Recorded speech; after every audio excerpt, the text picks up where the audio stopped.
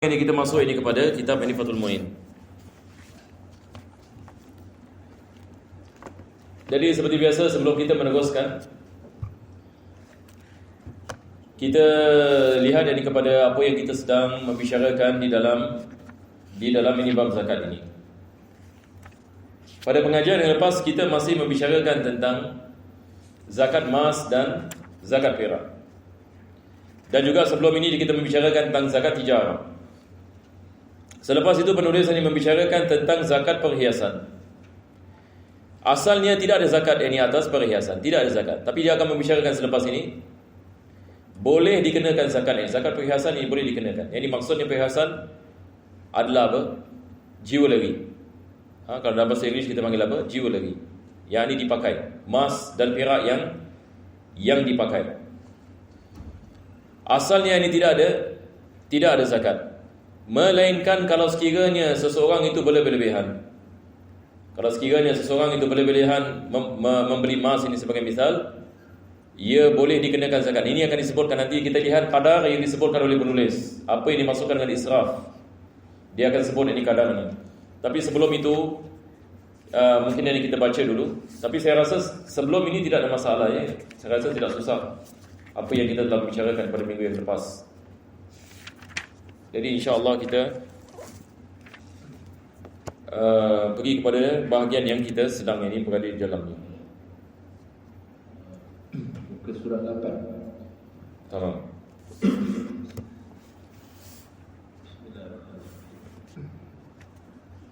Halal emas.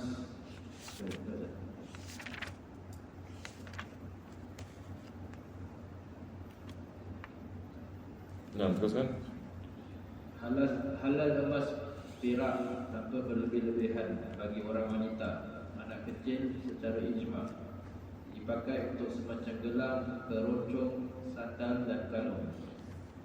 Jadi sekarang penulis ini pertama sekali mengatakan bagi wanita dan kanak-kanak. Kanak-kanak di sini maksudnya yakni yang belum baligh, yang bukan mukallaf.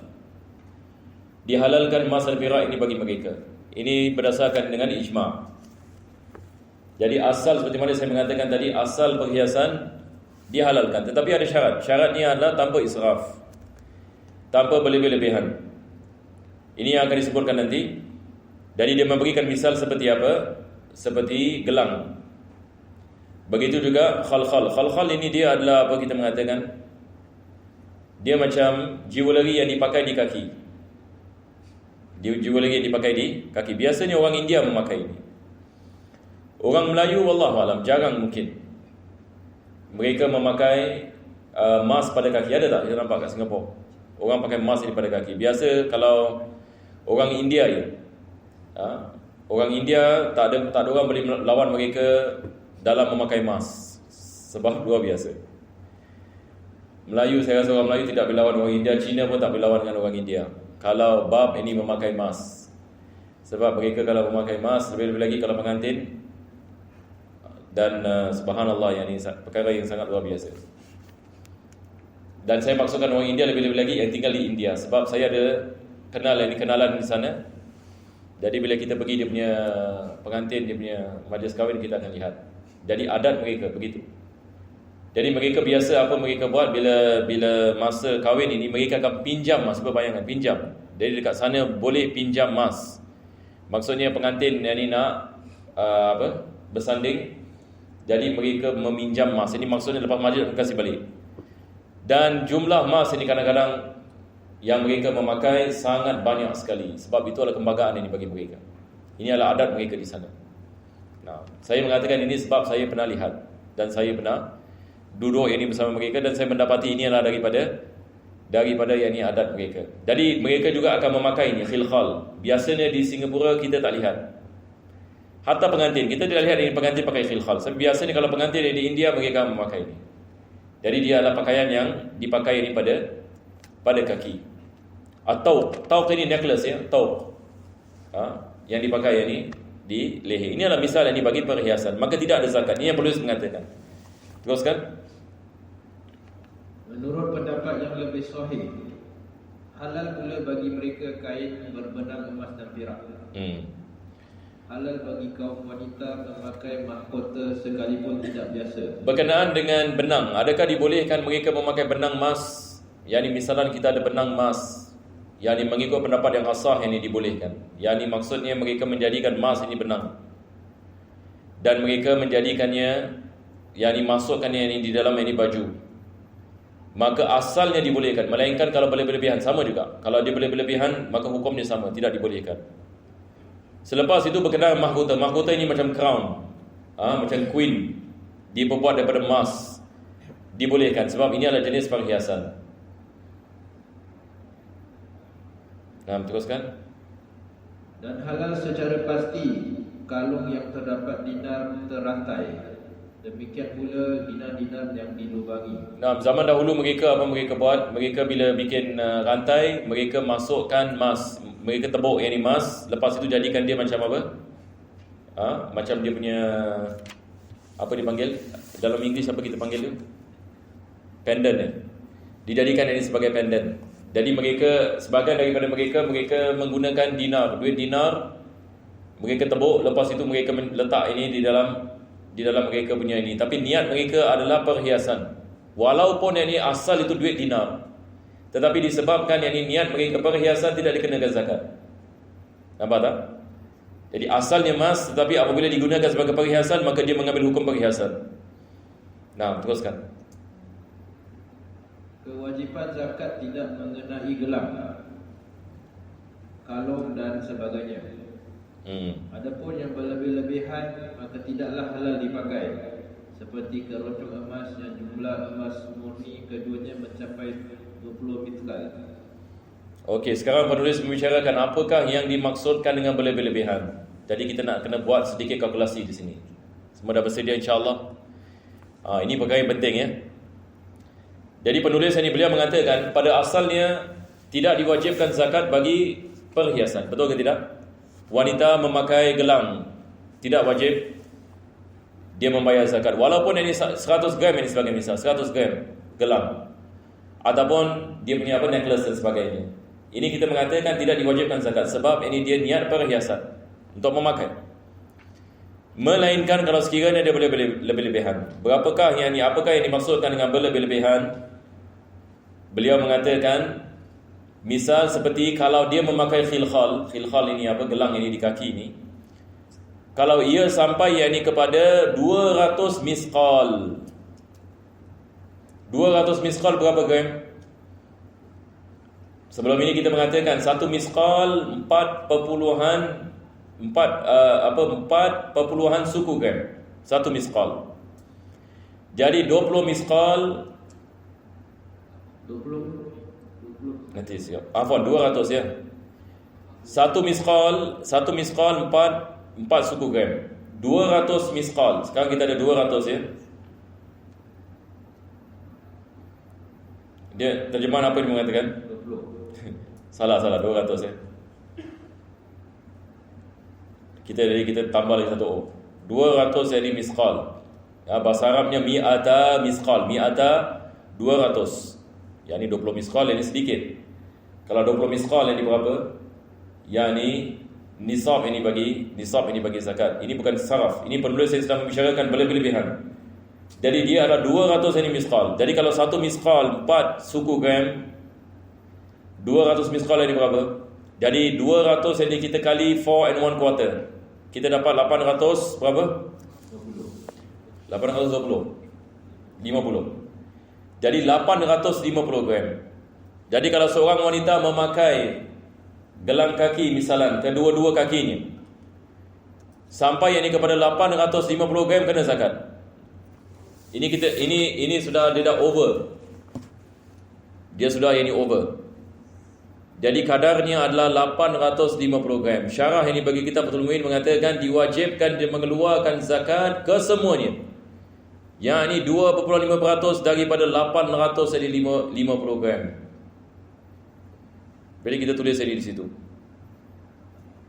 Jadi kalau ada 1 kilo misalnya, ini pun kita mengatakan ini sudah israf. Ini sudah berlebihan. Kebiasaan yang orang tidak pakai seperti ini.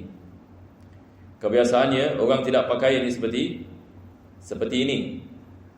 maka diwajibkan dia mengeluarkan zakat. Apa-apa yang lebih dari kurang daripada itu tidak dikenakan zakat. Boleh faham insya-Allah ya?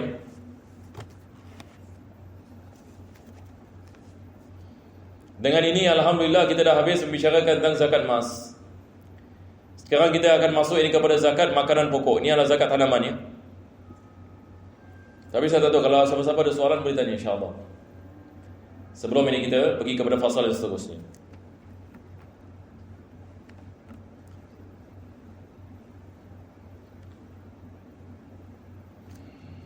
Jadi kita tukar ya terjemahan tadi ya. Seperti keroncong emas yang jumlah emas murni keduanya, ini keduanya maksudnya kedua kakinya, mencapai 200 misqal. Nah.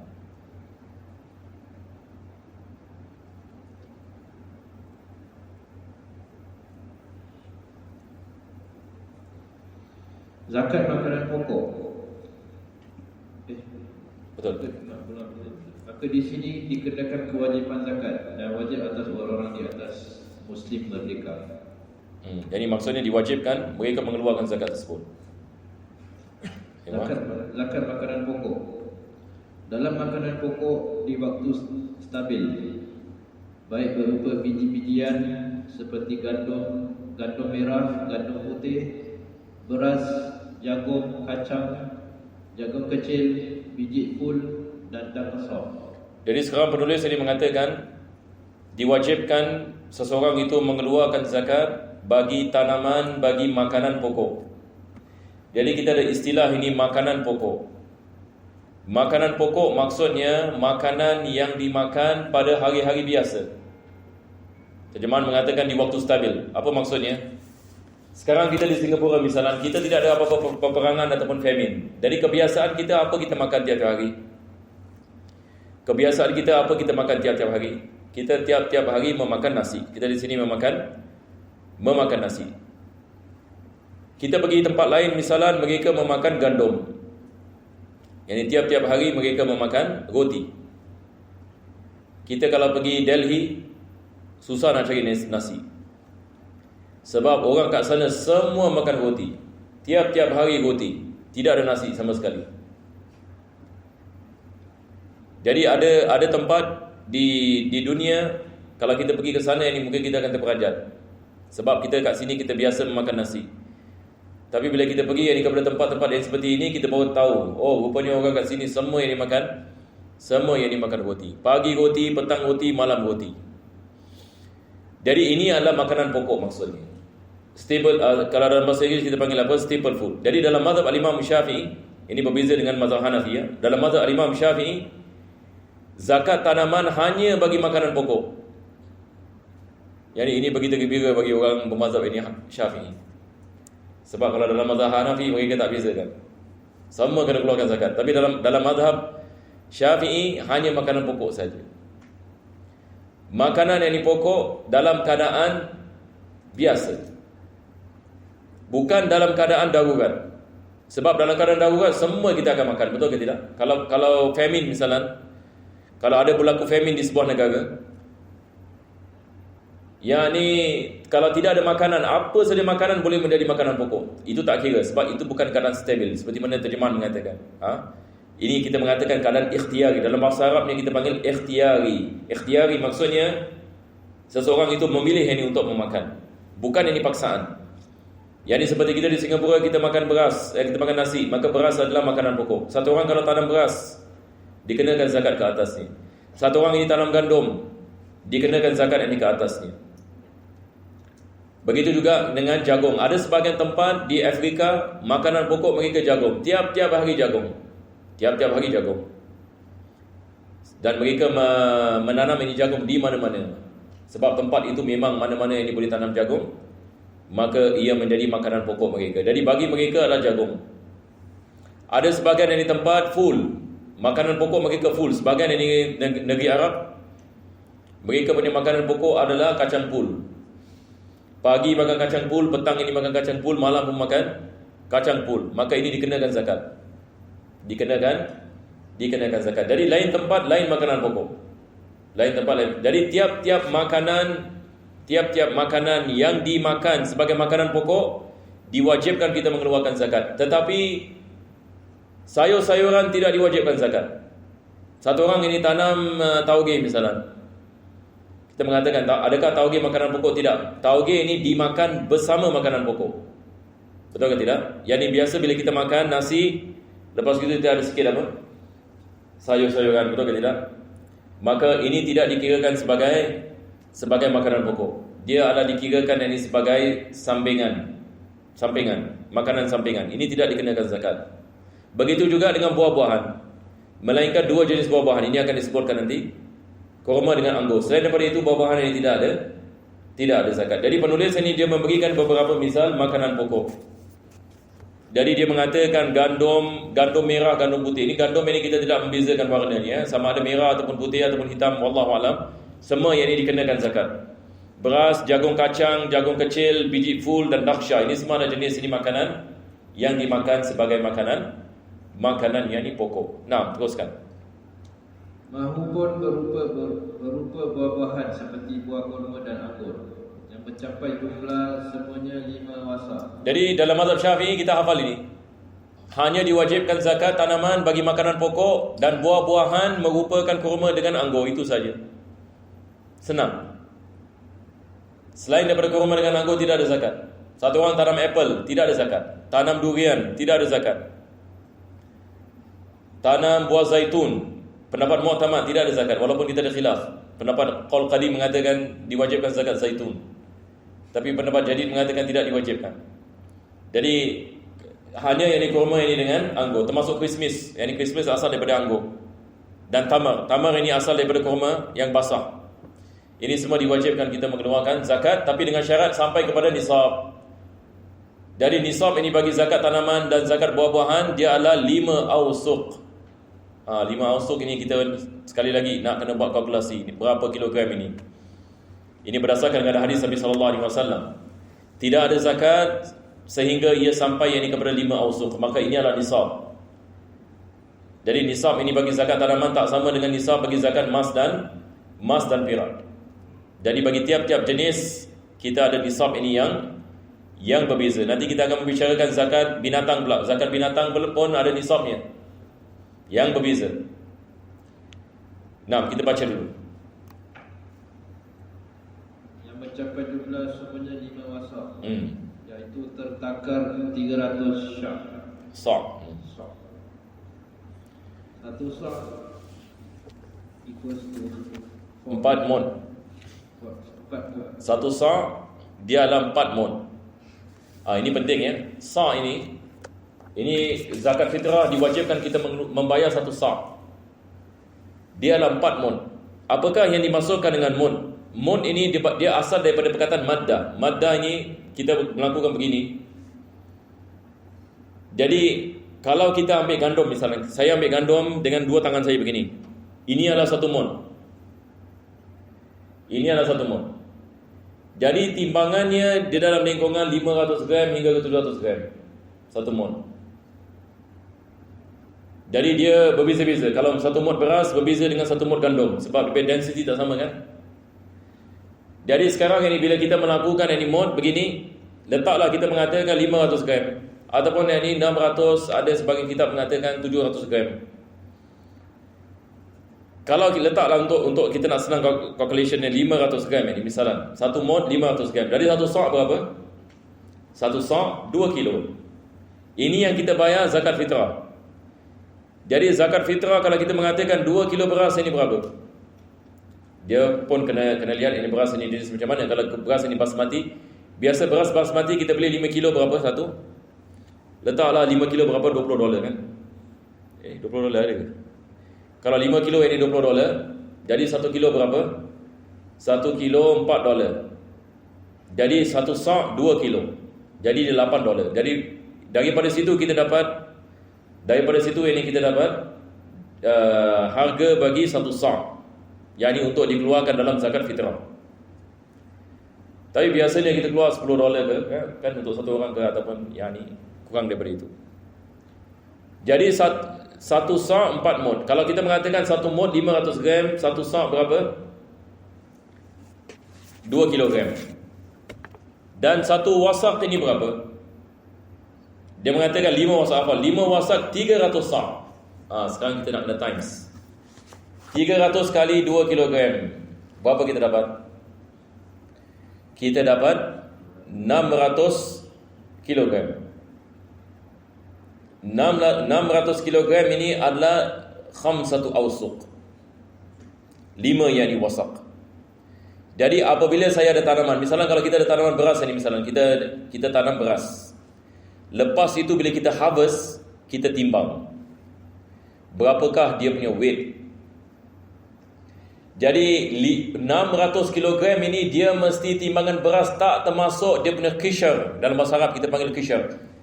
Kita semua pernah lihat kan beras kan? Maksudnya bila harvest dia ada dia punya apa, dia panggil husk.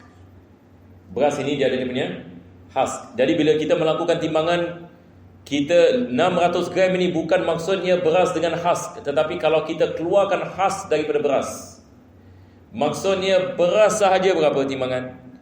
Kalau beras ini sahaja sampai kepada 600 kg, diwajibkan kita mengeluarkan zakat, dan zakatnya 1/10. Kalau sekiranya kita menggunakan air hujan, ini pun akan datang ya. Dan ini 10%. Jadi kalau satu orang ini misalnya dia timbang ini dapat 700 kg, jadi dia mengeluarkan 10%. Dia 700 kg ini 10% berapa?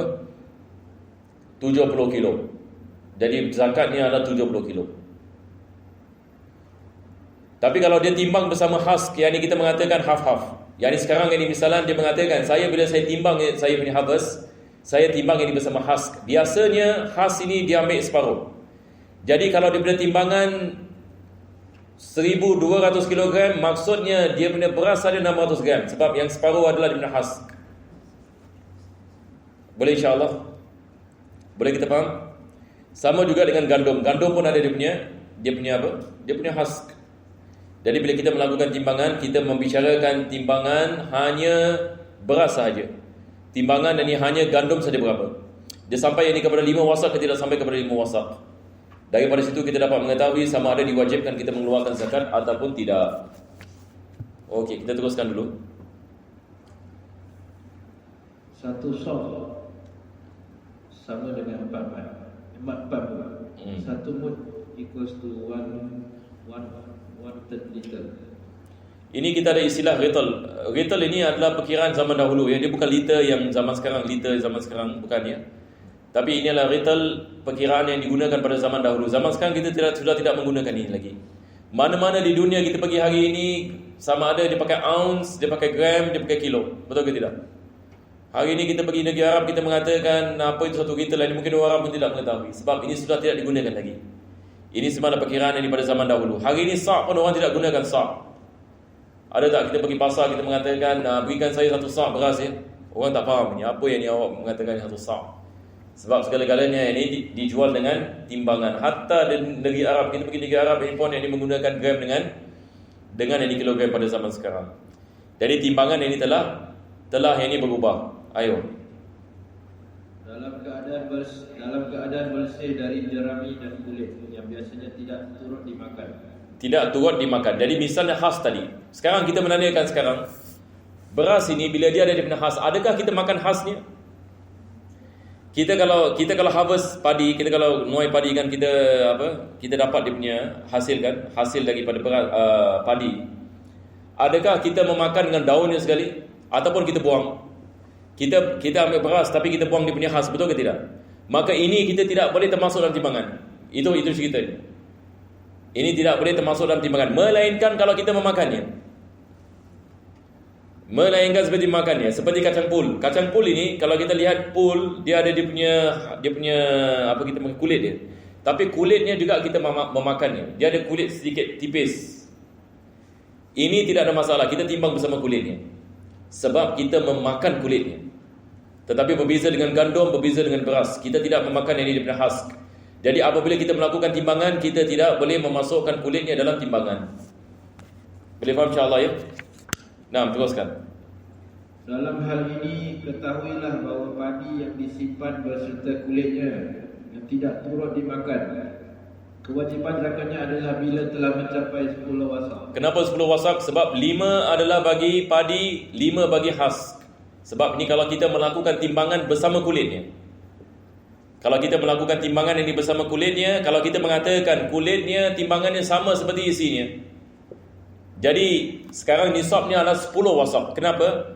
Sebab kita menimbangnya bersama kulitnya. Berbeza kalau kita menimbangnya tak sama kulit. Sebab biasanya orang bila harvest kan susah kalau nak tunggu, nak kira nak keluarkan dia punya padi dan sebagainya, memakan masa. Jadi biasanya mereka timbang dulu. Mereka dah harvest, mereka timbang dulu. Jadi tidak ada masalah, mereka boleh timbang dulu. Tetapi mereka nak kena tambahkan dia punya nisab. Sebab kita mengambil iktibar daripada kulit. Betul ke tidak? Kita mengambil iktibar daripada kulit. Itu sebab daripada 5 dan 10. Nah, untuk itu dikenakan zakat sebesar 10%. Jika pengairannya waktu menanam didapat tanpa biaya, misalnya air hujan. nah, sekarang ini kita membicarakan tentang bagaimana kita mengairi tanaman ini. Adakah kita menggunakan air hujan sahaja? Misalnya di Indonesia, kalau kita pergi di Indonesia, mereka biasa menanam sawah ini, padi ini di atas bukit. Jadi bukit, dia potong bukit kan.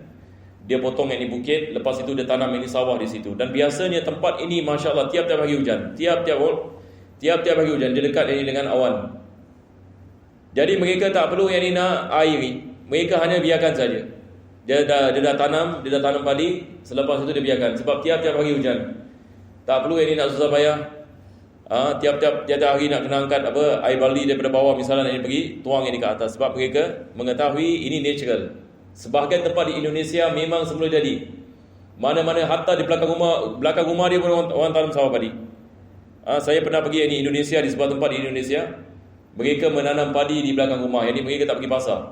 Hatta beras ini dia tanam sendiri. Makanan pun dia jaga sendiri, sayur-sayuran pun tanam sendiri. Ada tempat di Indonesia begitu. Dan kita pergi di punya restoran dia pun sama juga. Kita pergi di punya restoran betul-betul dekat tengah sawah padi. Semua makanan kat dalam restoran itu semua tanam sendiri. Hatta ikan dia pelihara ikan sendiri, ayam pelihara ayam sendiri. Itu adalah perkara yang sangat luar biasa bagi kita orang Singapura ni. Sebab ini kita boleh lihat benda seperti ini baru kita faham. Macam gini yang ni sebagian orang menjalankan kehidupan mereka. Dan makanan mereka barakah. Sebab tidak diinjek, tidak ada apa. Kita boleh rasa ini dia punya barakah yang ni makanan. Saya duduk sana 3 hari, subhanallah, badan saya boleh rasa berubah. Baru kita tahu makanan yang kita makan ini banyak chemical, banyak toksik dan sebagainya. Sebab bila kita duduk di tempat seperti ini, baru kita tahu ini perbezaan kesan daripada makanan yang kita memakan daripada. Dan kita duduk dalam sebuah rumah, dia punya elektrik pun sendiri punya, generator sendiri. Dia letak dekat sungai, ada sungai kat sebelah rumah gitu. Dia punya generator dia letak dekat sungai. Dari air sungai bila jalan, generate electricity. Jadi Masya Allah, electricity pun dia tak payah bil. Dia sendiri punya. Itu adalah perkara yang luar biasa. Jadi dalam keadaan seperti ini, apabila seseorang itu dia menanam ini padi dan dia menggunakan air hujan, diwajibkan dia mengeluarkan 10% daripada hasil. Tapi kalau sekiranya dia berada di tempat yang tak banyak hujan misalnya, dan dia sendiri mengeluarkan air, dia sendiri mengeluarkan air, maka ini kita mengatakan hanya diwajibkan dia bayar 5%. Jadi sama ada diwajibkan dia bayar 10% ataupun dia diwajibkan membayar 5%. Tapi kalau dia mengatakan saya separuh ambil air hujan, separuh saya siram. Sebab air hujan tak cukup, saya pun ada siram. Jadi kita lihat, kita mengatakan separuh dan separuh, kita dapat 7.5%. Jadi apa yang diwajibkan adalah 7.5. Sebab yang ni kita mengatakan 5% ini diwajibkan. Betul ke tidak? Lepas itu lagi 5%, separuh-separuh. Sebab dia mengatakan saya juga menggunakan air hujan, saya juga menggunakan saya punya usaha untuk saya memberikan air kepada tanaman saya. Jadi kita ambil separuh-separuh, maka kita dapat 2.5%, kita campurkan kepada 5%. Jadi kita dapat 7.5%. Nah, teruskan. Kalau pengairannya dengan biaya, misalnya dari tangki atau gerbong air, maka zakatnya separuh dari 10%, iaitu 5%. Nah, ini seperti mana kita mengatakan ya, dia air sendiri. Ayo. Sebab dibezakannya besar zakat yang dikeluarkan adalah kerana beratnya biaya di sini. Ini adalah ilahnya ataupun hikmahnya. Kenapa kita mengatakan diwajibkan 10% bagi orang yang menggunakan air hujan dan air semula jadi, dan 5% bagi orang yang membayar air sendiri? Common sense kan? Sebab orang yang membiayai yang air sendiri, maksudnya dia yang beli air dan dia yang sendiri menanam air ni, ada kos ke tidak ada kos? Ada kos. Maka Islam tidak membebankan dia, sebab dia ada kos ini memberikan air kepada tanamannya. Zaman sekarang mereka menggunakan apa? Sprinkler kan? Dia misalnya satu orang ada tanaman, kalau kat Amerika misalnya dia ada tanaman, jadi apa dia buat? Dia akan pasang sprinkler dekat the whole ini tanaman. Jadi dia picit butang dia. Dia picit dari butang ini misalnya, air akan keluar. Jadi dia kena bayar, duit bil air kan. Jadi bila kita mengatakan ada biaya bagi air tadi, bila dia keluar air ada biaya, dia nak kena beli all this machinery dan sebagainya. Di sini kita mengatakan hanya diwajibkan dia mengeluarkan 5%. Hanya dia mengeluarkan 5%. Boleh faham insya-Allah? Jadi penulis mengatakan sebabnya adalah dia dibebankan untuk menggunakan benda seperti ini, dan ini semua ada kos. Jadi Islam tidak mewajibkan yang dia mengeluarkan 10%. Tapi bagi orang yang di Indonesia, macam tadi saya mengatakan, dia hanya potong bukit misalnya, dia buat sawah padi. Lepas itu dia mengatakan insya-Allah ini Allah ini menurunkan ini hujan. Maka ini masya-Allah kita mengatakan tidak ada kesusahan sangat. Ini kena 10%, lebih sedikit. Ayo.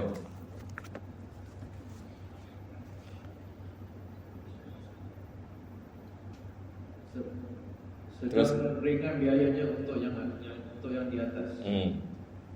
Demikian itu baik disengaja ditanam maupun tumbuh secara kebetulan, seperti keterangan dalam Al-Majmu' yang mengemukakan bahawa hukum seperti itu telah disepakati ulama. Al-Imam An-Nawawi dalam kitab Al-Majmu' dia membicarakan tentang masalah ini.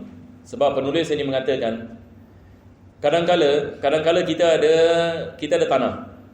Kita ada tanah. Kebiasaannya kita yang menanamkan, kita yang menanam benihnya. Tapi kadang-kala ada tanaman dia keluar tanpa kita menanamnya.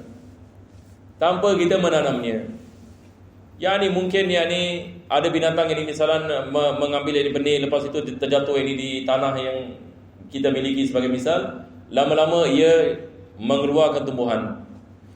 Adakah tanaman seperti ini diwajibkan kita mengeluarkan zakat? Sebab kita tidak ada niat untuk menanamnya.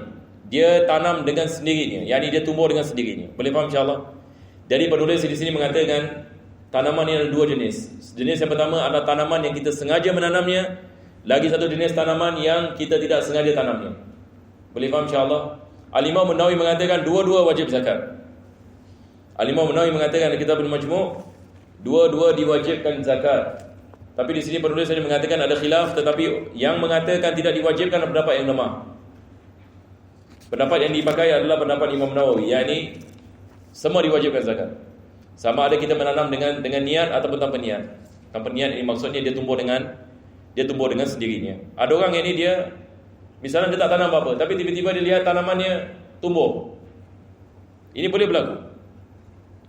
Seperti saya masih ingat dulu di kampung, saya dapati kalau macam di Malaysia misalnya, pokok yang paling mudah tumbuh ada pokok pisang. Ini pokok pisang ini, hatta kalau monyet makan pisang ke apa, lepas itu dia punya biji jatuh dekat bumi, tak lama kemudian ini boleh jadi pokok pisang. Tapi bukan orang yang tanam. Kadang-kadang bukan disebabkan tanaman daripada manusia. Ini kuasa Allah Subhanahu Wa Taala. Hatta kita lihat di hutan-hutan misalnya, kita ada pokok pisang di hutan, pokok ini di hutan. Bagaimana, siapa ini yang tanam ini dekat tengah-tengah ini hutan? Kadang-kadang disebabkan biji-biji yang dimakan ini oleh binatang, dia jatuh ini ke bumi, dan selepas itu dia menjadi pokok. Itu kalau berlaku dalam tanah kita yang kita miliki, diwajibkan kita mengeluarkan zakat walaupun kita tidak ada niat ini untuk menanamnya. Ini yang disebutkan oleh penulis di sini. Ayo. Dengan keterangan Al-Majmu' bisa diketahui kelemahan pendapat Syekh Zakaria dalam tahrirnya, sebab mengikut pada kitab asalnya. Syekh Zakaria Ansari dalam kitab Tahrir mengatakan tidak diwajibkan zakat bagi tanaman yang tidak disengajakan menanam. Tetapi penulis mengatakan ini adalah pendapat yang lemah.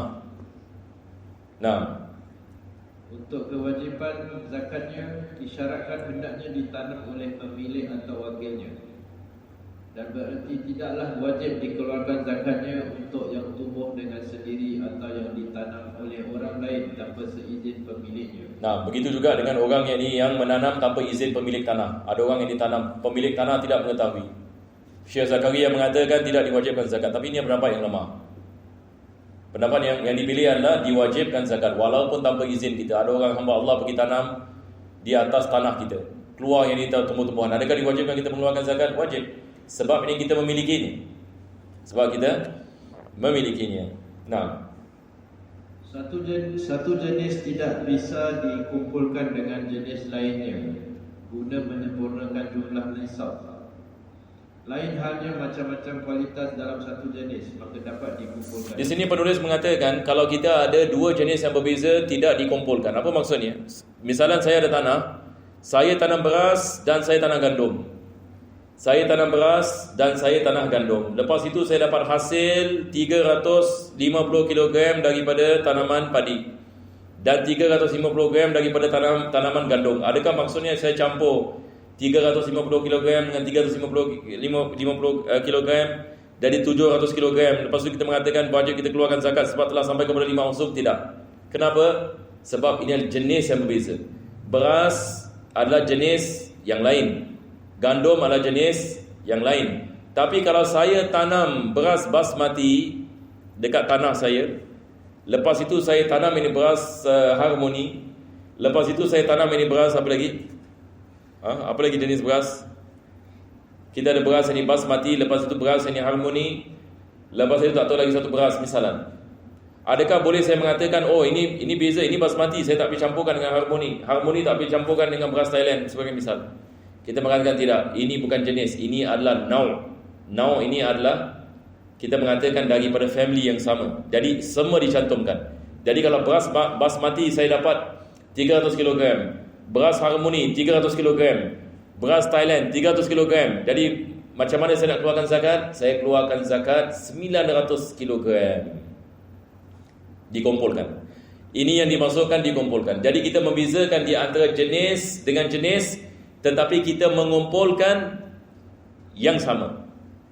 Sama juga dengan gandum. Ada gandum yang warna yang misalnya putih, ada gandum yang warna yang merah sebagai misal. Maka ia dikumpulkan. Jadi jenis yang sama dikumpulkan, jenis yang berbeza tidak dikumpulkan. Boleh insya-Allah ya. Nah, teruskan. Sebab saya mengatakan ini dia tak boleh lebih dari 1 jam ni. Saya lihat ada orang pun dah gantuk juga ya. Tapi kita nak sabar ni, kita nak sabar lagi berapa minit? 10 minit insya-Allah. Lagi 10 minit kita berhenti. Ini adalah begitu gembira. Nah. Dua tanaman dalam setahun bisa dikumpulkan bila panen dari keduanya terjadi dalam 1 tahun. Nah, kita sekarang 2 kali harvest. Kadang-kadang ada orang ada tanaman dalam setahun dia harvest 2 kali. Kita campur harvest yang pertama dengan harvest yang kedua. Harvest yang pertama dengan harvest yang kedua sebab dia berlaku dalam tahun yang sama. Berbeza kalau dia berlaku pada tahun yang berbeza, maka ini kita menganggap ini harvest yang lain. Jadi tanaman yang harvest yang berlaku pada tahun yang sama semua dicantumkan. Jadi misalnya pada awal tahun kita dapat 300 kg, pada akhir tahun kita dapat 300 kg. Jadi kita cantum. Jadi kita mengeluarkan zakat bagi 600 kg. Nah, cabangan masalah. Harta Baitul Mal tidak wajib dizakati. Nah, sekarang penulis akan membicarakan ini tentang bagaimana pula yang ini kalau sekiranya pemilikan yang dibagi suatu harta itu bukan pemilikan yang dibagi seseorang yang tertentu. Adakah diwajibkan zakat ataupun tidak diwajibkan zakat? Jadi kita telah habis ini membicarakan tentang zakat tanaman. Jadi biasanya saya pun faham ni kalau kita orang Singapura nak belajar zakat tanaman, masya-Allah.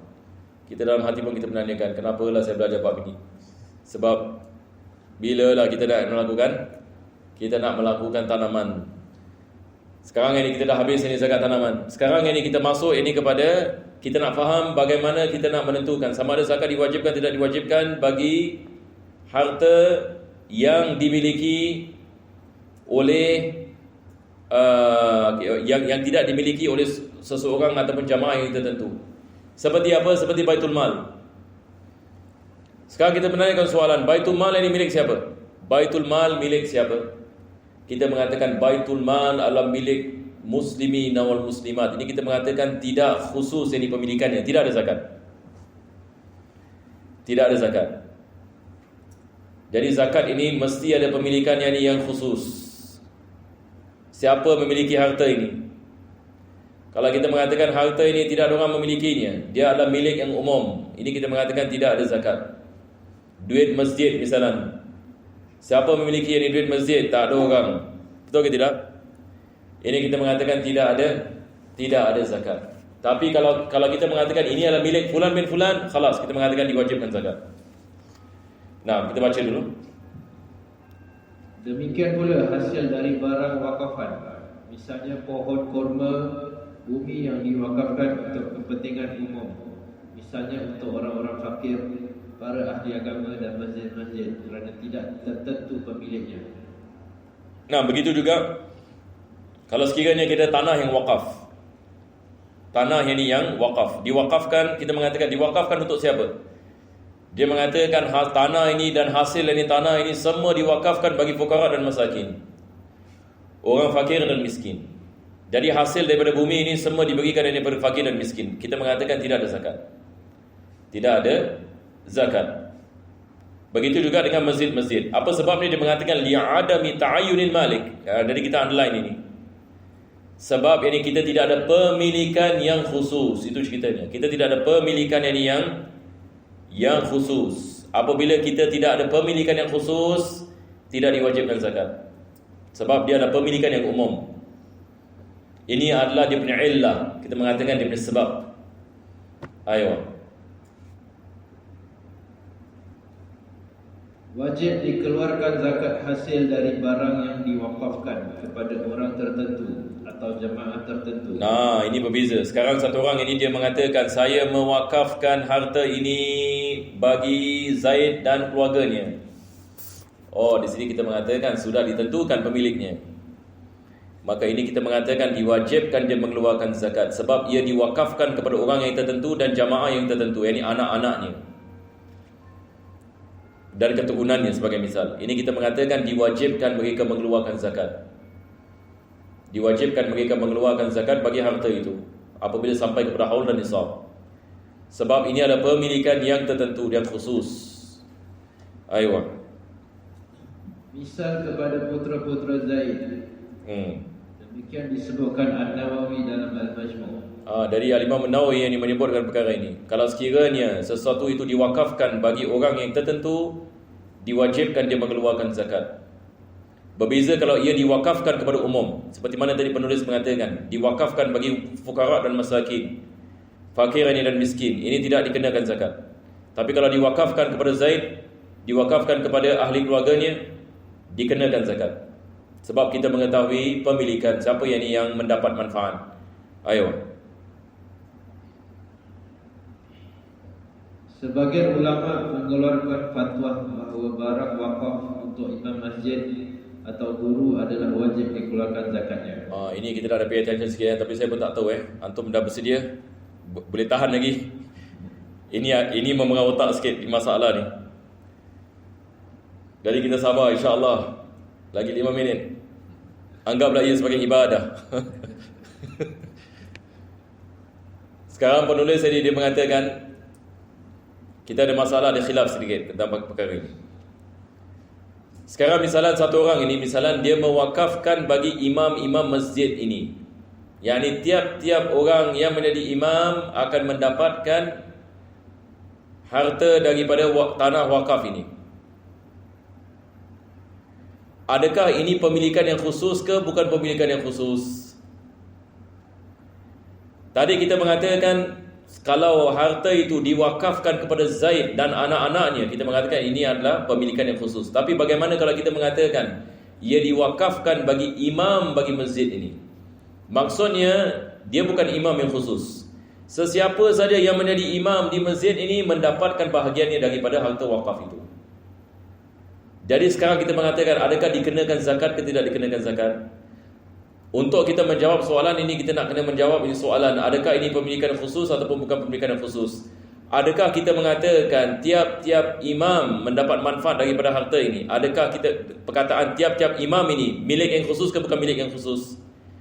Sebagian ulama mengatakan dia bukan milik yang khusus, sebab tiap-tiap imam boleh jadi sesiapa. Jadi hari ini mungkin imam ini jadi imam, besok dia tak jadi imam, ataupun dia meninggal misalnya, lain orang jadi imam, lain orang pula mendapatkan manfaatnya. Jadi dia bukan pemilikan yang khusus. Tapi sebagian ulama kita mengatakan tidak. Ini adalah pemilikan yang khusus, sebab kita mengkhususkan imam bagi masjid ini. Walaupun kita tidak mengkhususkan siapa, tapi kita mengatakan tiap-tiap imam yang menjadi imam ini di masjid ini. Jadi adakah dikenakan zakat bagi harta tadi ke tidak dikenakan zakat? Di sini penulis ini mengatakan mengikut ini pendapat yang dipilih adalah dikenakan dikenakan zakat. Sebab ini adalah apa kita mengatakan tidak dikenakan zakat.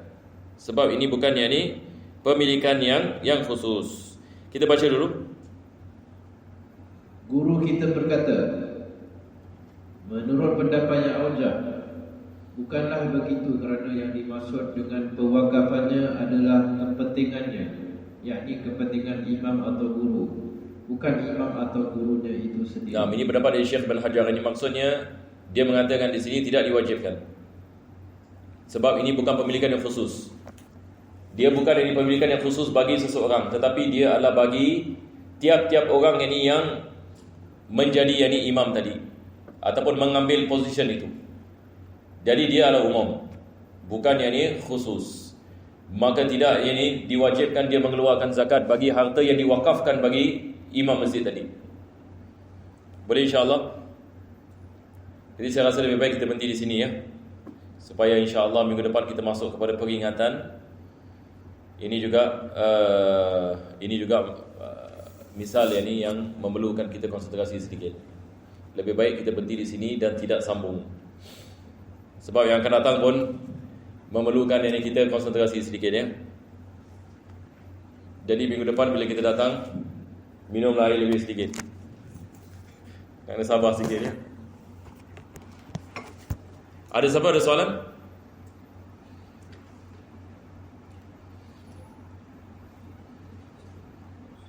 Jadi sebagai khulasah saya mengatakan, asalnya kita mengatakan harta wakaf tidak ada zakat, melainkan kalau pewakafan itu bagi orang yang dikhususkan, ini dikenakan zakat. Itu cerita. Boleh insya-Allah. Duit masjid tidak ada zakat. Kenapa? Sebab tidak ada pemilikan yang khusus. Baitul Mal tidak ada zakat. Kenapa? Sebab tidak ada pemilikan yang khusus. Dan apabila ia ada pemilik yang khusus, dikenakan zakat. Itu cerita.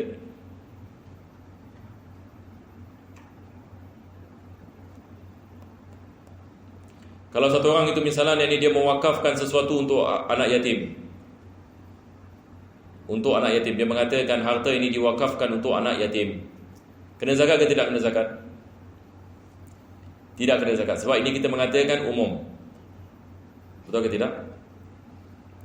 Jadi itu saja yang kita nak kena faham. Sama ada dia ada pemilikan yang khusus ataupun pemilikan yang umum. Jadi maksud yang penulis di sini mengatakan tak semestinya harta wakaf tidak dikenakan zakat. Sebab kita kena lihat kepada syarat wakaf. Adakah ia diwakafkan bagi orang yang khusus ataupun diwakafkan bagi umum? Itu cerita. Sebab ada orang menyangkakan semua harta wakaf semua tak ada zakat. Tak juga. Ada yang harta wakaf ini kena, ada harta wakaf ini kena zakat. Sebab ada harta diwakafkan bagi keluarga yang tertentu. Kita di Singapura misalnya kita ada harta wakaf ini bagi keluarga, sesuatu keluarga. Tak payah sebut lah nama. Misalnya kita ada harta tanah wakaf yang diwakafkan bagi keluarga A. Jadi maksudnya hasil daripada tanah ini semua diberikan kepada keluarga A. Ini dikenakan zakat ke tidak dikenakan zakat? Yakni keluarga yang mendapat harta daripada wakaf ini, dia nak kena keluarkan zakat. Tapi ada orang dia tak faham, dia menyangkakan sebab ini wakaf ini tidak ada zakat. Nampak tak? Silapnya boleh berlaku. Kalau kita tak belajar bab ini, kita tersilap ini kat sini. Mungkin bertahun-tahun yang kita ini, tapi kita tidak mengeluarkan zakat sebab kita menyangkakan semua harta wakaf ini tidak ada zakat. Nampak tak? Jadi ini adalah perkara yang penting. Sebab ini tanah wakaf ini banyak di Singapura. Hatta di Singapura kita ada banyak tanah wakaf. Dan orang yang menjaga tanah wakaf ini nak kena faqih dalam bab ini. Kalau dia mengatakan saya tak tahu, musibah yang ini. Yang ini masalah. Sebab ini dia menjadi sebab ini orang miskin ini tidak mendapatkan bahagian mereka daripada zakat. Wallahu a'lam ini bisawab. Kalau tidak ada soalan ini kita berhenti di sini insya-Allah ya.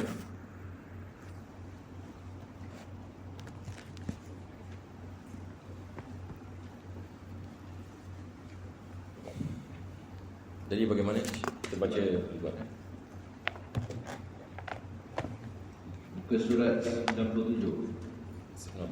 Jadi kitab Zubat ini seperti mana saya mengatakan banyak kali, kalau kita nak dapatkan lebih manfaat insya-Allah, kita juga baca daripada kitab Zubat, murajaah. Jadi bila kita belajar bab zakat, kitab Fathul Muin, kita murajaah apa yang kita telah mempelajari dalam kitab Zubat.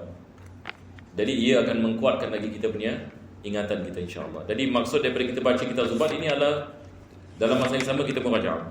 Hatta bagi saya, bila saya baca ini juga ini ialah murajaah ini bagi saya. Sebab kalau tak kita akan melupainya. Buku surat berapa tadi?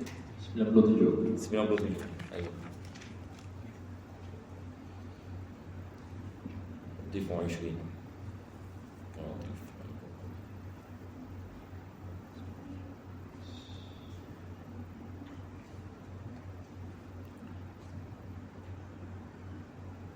Okey.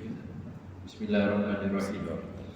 Wadifu 20 nisabul ghanami syatun laha kasyati iblin a'ami wadi'fu 60 ila wahidati syatani wal ihda wadi'ful mi'ati salasatun minasyiyahi thumma syatan likulli miyati ij'al hatma malul khalitaini kamalin mufradi in mashra'un wa masra'un yattahidi wal fahlu wa ra'i wa ardul halbi wa fi murahi layliha wal mashrabi 20 misqalan nisaban lidhahab wa mi'ata dirhami fiddatin wajab في ذيني ربع العشر لو من معدني وما يزيد بالحساب البين بسم الله الرحمن الرحيم ربنا انفعنا بما علمتنا رب علمنا الذي ينفعنا رب فقنا وفقه أهلنا وكرامات لنا في ديننا مع أهل الكتر أنثى وذكر ربي وفقنا وفقهم لما تقضي قولا وفعلا كرما وارزقنا كل حلالا دائما وأهلنا أحياء العلماء نحظى بالخير ونفى كل شر ربنا أصلح لنا كل شؤون وبر برضا منك العيون واقض عنا ربنا كل الديون قبل أن تأتينا رسل المنون واغفر واستر أنت أكرم من ستر وصلاة الله تغشى المصطفى من إلى الحق دعانا والوفاء بكتاب فيه للناس شفاء وعلى صاحب شرفاء وعلى صحب المصابيح نورا اللهم اهدنا بهداك واجعلنا ممن يسارع في رضاك ولا تولنا وليا سواك ولا تجعلنا ممن خالف امرك وعصاك وحسبنا الله ونعم الوكيل ولا حول ولا قوة إلا بالله العلي العظيم يا ربنا اعترفنا بأننا اقترفنا وأننا أسرفنا على لظى أشرفنا فتب علينا توبة تغسل لكل حوبة واستر لنا العورات وآمن الروعات واغفر لوالدينا ربي ومولودينا والآل والإخوان وسائر الخلان وكل ذي محبة وخيرة أو صحبة والمسلمين أجمع آمين ربي فاسمع فضلا وجودا منا لا باكتساب منا بالمصطفى الرسول نعطى بكل سبل صلى وسلم ربي عليه عد الحب وآله وصحبه عداد طرش صحبي والحمد لله في البدء والتناهي الفاتحة الله تقبل صلوات وعلى أرواح والدنا وأمواتنا وأموات المسلمين أجمعين أن الله يترشح برحمته والمغفرة ويختم لنا ملك المسلم بخير ولطف وعافية ويصلح شأن كل ظاهرا وباطنا وإلى حضرة النبي صلى الله عليه وسلم الفاتحة.